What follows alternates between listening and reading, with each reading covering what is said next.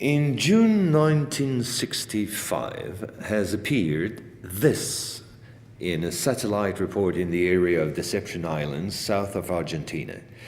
The Russians tried to sabotage the refloating operation in vain, despite the violence of the confrontation.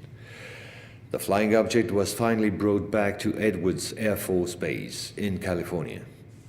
And 10 years later, the first anti-gravitational drone using magneto-hydrodynamic propulsion, or MHD, made its debut test flight in the desert around Edwards Air Force Base, where a number of prototypes came into being.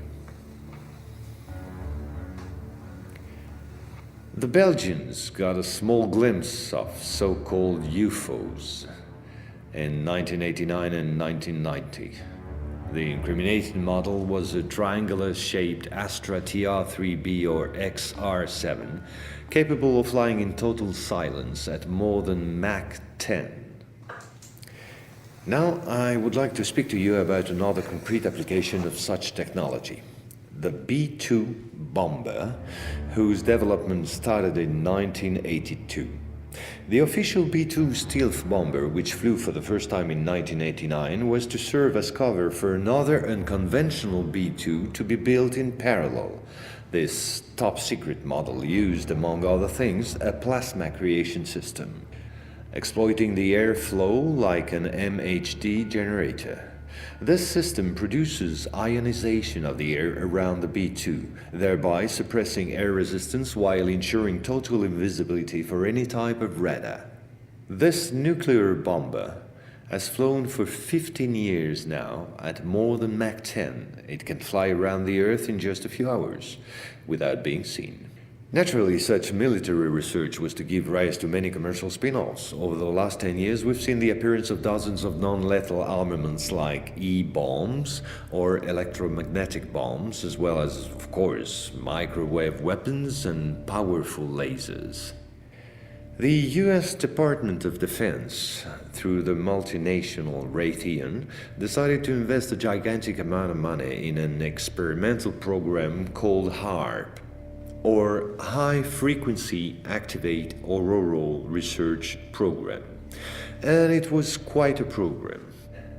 Officially, the base in Alaska studies the ionosphere. In truth, the real possibilities of the installation are enormous. Climate manipulations, deep detection of underground base or deposits, silent and remote destruction of any object, and most important of all, manipulation of human behavior. So in 1996, a Russian satellite discovered in Antarctica the almost intact wreck of an immense spacecraft, revealed by the melting of the glaciers.